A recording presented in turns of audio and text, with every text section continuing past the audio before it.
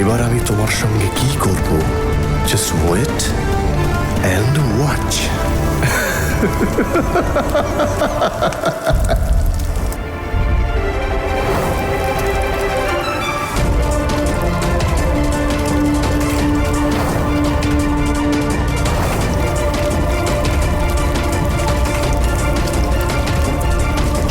তনু,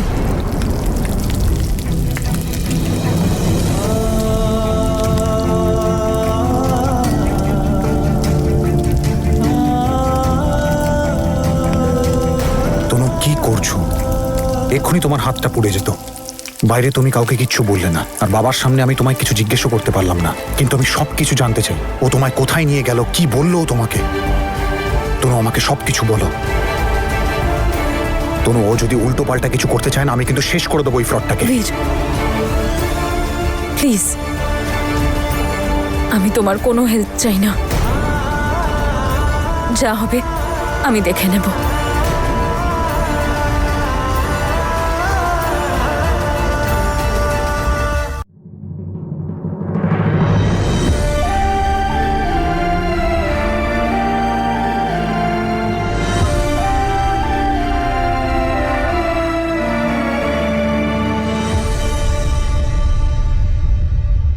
তনু, হতে পারে যে তোমার আমাকে প্রয়োজন নেই, কিন্তু আমি এটা কি করে ভুলে যাই যে আমার প্রয়োজনে তুমি সব সময় আমার পাশে ছিলে, সব সময়, সব বিপদে, সব সমস্যায় আমার পাশে দাঁড়িয়েছো।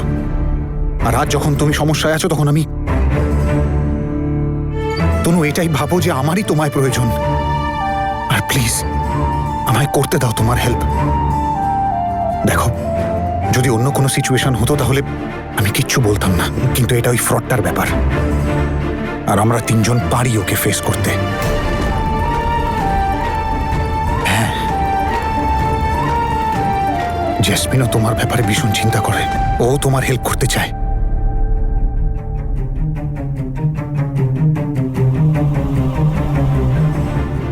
এখন তো তুই সেই ছেলেটার বাড়িতে থাকছিস যে তোর ইল্লিগাল স্বামী। এই হিসেবে দেখতে গেলে তো এটা অবৈধ সম্পর্ক, তাই না? বীরকে এবার আমি পুরোপুরি ভাবে পাবো, আর তুই আমাদের লাইফ থেকে সারা জীবনের মতো চলে যাচ্ছিস। এই আনন্দটা আমি আর ধরেই রাখতে পারছি না তনু। বীর আমার জেদ, আর আমার জেদ পূরণ করার জন্য আমি সব করতে পারি, সব সীমা অতিক্রম করতে পারি। আর এমনিতেও আমার তো মনে হয় এই জেদ আমার খুব তাড়াতাড়ি পূরণ হয়ে যাবে। আরে তুই তো জানিস বল, আজকাল আমি তনুকে সহানুভূতি দেওয়ার যে নতুন ড্রামাটা শুরু করেছি, আমার তো মনে হচ্ছে সেটা ওয়ার্ক করা শুরুও হয়ে গেছে। বীর, আমি জানি না যে জেসমিন কি করতে চায়, কিন্তু আমি এটুকু নিশ্চয় জানি যে না আমি জেসমিনের সিম্প্যাথি চাই, আর না তোমার।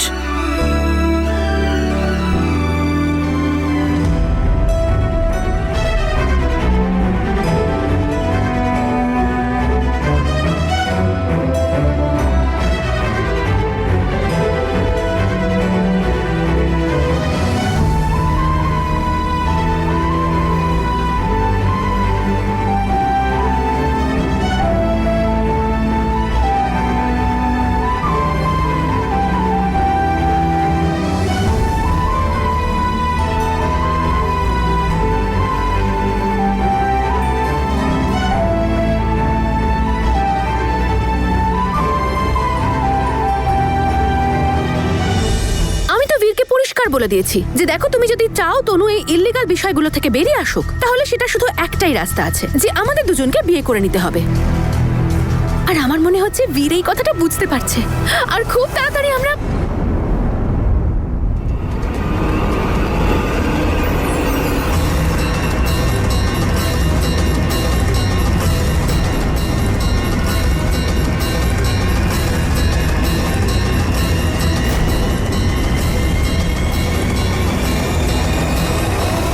অনেক চেষ্টা করলাম দাদা, কিন্তু যশ আর তনুর কেসে কোনো লুপহোল পাচ্ছি না।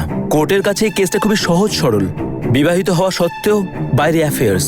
কাল কোর্ট বন্ধ হয়ে যাবে, তারপর ফেস্টিভ্যালের ছুটি। উকিলবাবু, কোনো পথ তো নিশ্চয়ই আছে।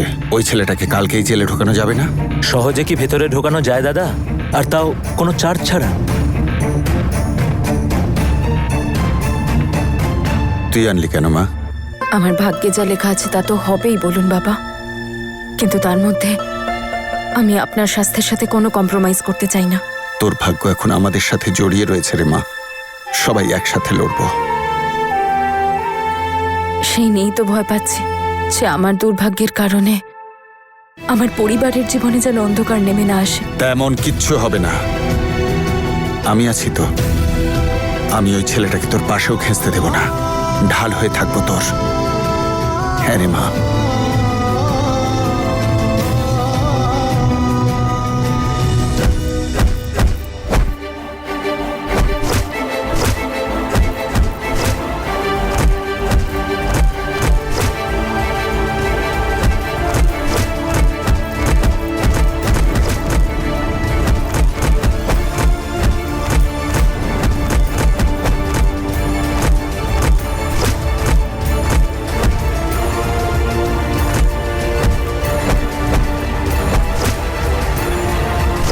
বীর,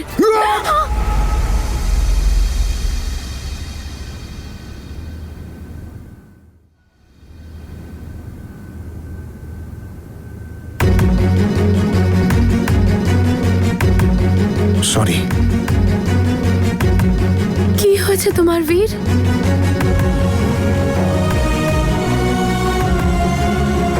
তুমি কিছু বলছো না কেন? আমি কখনো জীবনে এতটা অসহায় বোধ করিনি। এখন মনে হচ্ছে যেন হাতে চুরি পরে বসে আছি। যাক, ভালো হয়েছে বীর কিছু শুনতে পাইনি। কালোই চশ আসবে, বুক ফুলিয়ে আসবে ফুল কনফিডেন্সের সাথে, আর আমরা কি করব?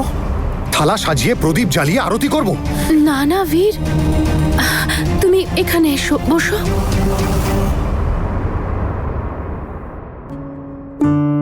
একটা কথা বলবো, প্লিজ আমাকে খারাপ ভেবো না। কাল যখন যশ এ বাড়িতে আসবে তখন তুমি ওর সামনে এমন বিহেভ করবে যেন আমি তোমার ওয়াইফ, তনু নয়। কারণ যদি তুমি এরকমটা করো তাহলে ওর যত ইগো আছে, যত অহংকার আছে, সব ঠান্ডা হয়ে যাবে। আর তারপর হতে পারে ও তনুকে আর বিরক্তও করবে না। আর তাছাড়া আমাদের কাছে আরো একটা রাস্তাও কিন্তু আছে, যেটা আমি তোমাকে বলেছিলাম। তুমি যদি বলো তাহলে কালকেই বিয়ে করে নিতে পারি আমরা দুজনে।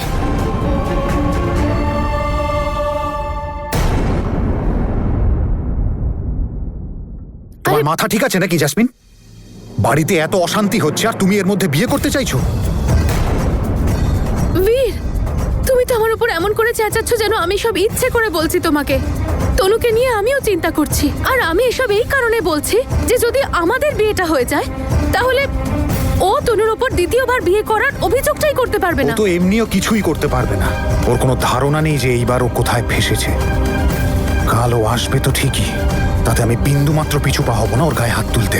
কোন অধিকারে গায়ে হাত তুলবে তুমি ওর? ও আসছে নিজের বউকে নিতে, আর এতে তুমি বা অন্য কেউ কি বা করতে পারে? তুমি ওর হয়ে এত কথা কেন বলছো?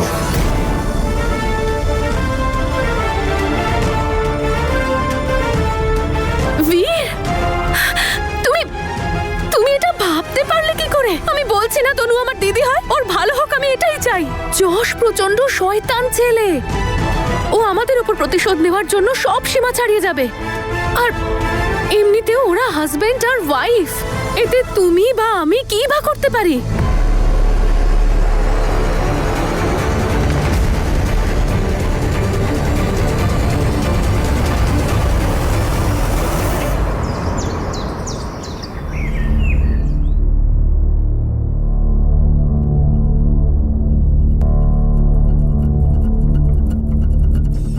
অত টেনশন করার কিছু নেই, চুপচাপ বসে পড়।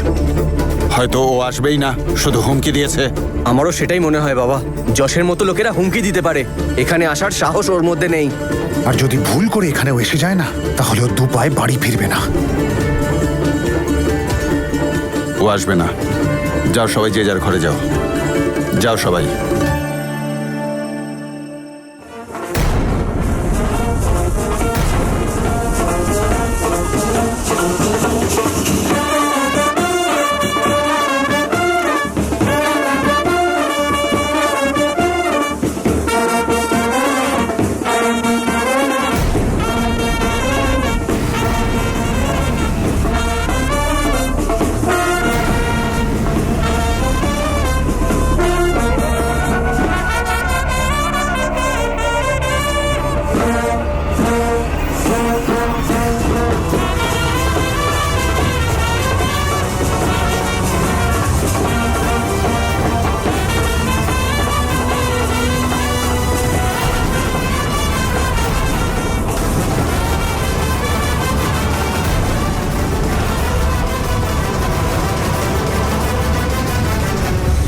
আমি এসে গেছি, সবাইকে প্রণাম। প্রণাম বাবা, আপনার জামাই এসেছে, আশীর্বাদ তো করুন। এই! বীর, আরে ছাড়। তনুর জন্য এনেছিলাম। মা, মা আমার প্রণাম নিন, আমি আপনার জামাই। ঠাম্মি আমার প্রণাম নিও। কেমন আছেন?